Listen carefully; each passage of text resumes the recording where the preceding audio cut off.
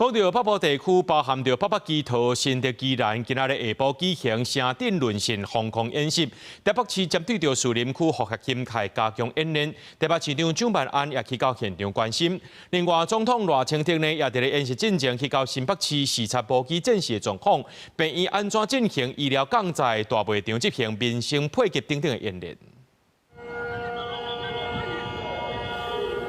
下晡2點30分，防空警報大響，民眾手機嘛同步收到國家級警報簡訊，宣告北部地區7縣市的城鎮淪陷演習上場。在士林的台北表演藝術中心，遊客互人引導到地下室進行疏散避難。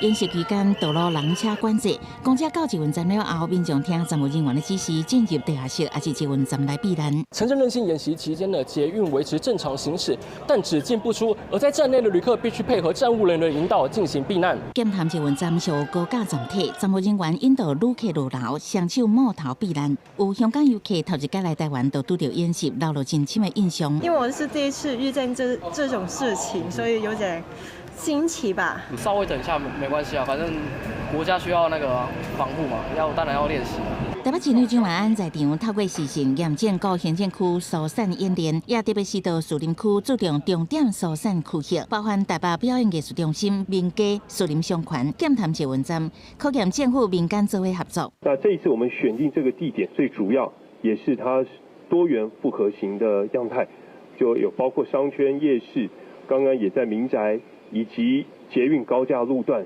來演練如何疏散避難，讓民眾更加的熟悉了解。總統賴清德是在演習進前到新北祥和病院，是到病院無期戰時狀況進行醫療降載。另外，面對民生物資欠缺，會由政府開設配售站，發放米、食用油、燃料這些基本物資。賴總統原來前往大賣場了解民生配售演練。各國的駐台使節都參與我們的演習，德不孤必有鄰。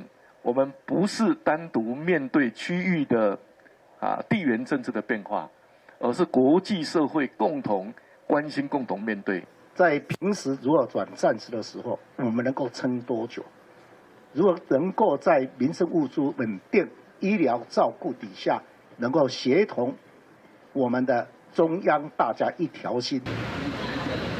宜蘭地區旅客為火車站落車，由警方引導到車站來避難。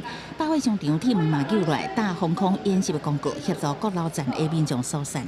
不過演習期間，蘇澳鎮發現有民眾有就醫的需求，騎車經過蘇花路口，予警方抓來，安排救護車協助送醫。新竹城隍廟本來在舉辦活動，拄到演習，大陣人配合廟方疏散去廟內避難，等待30分鐘的演習落幕。記者綜合報道。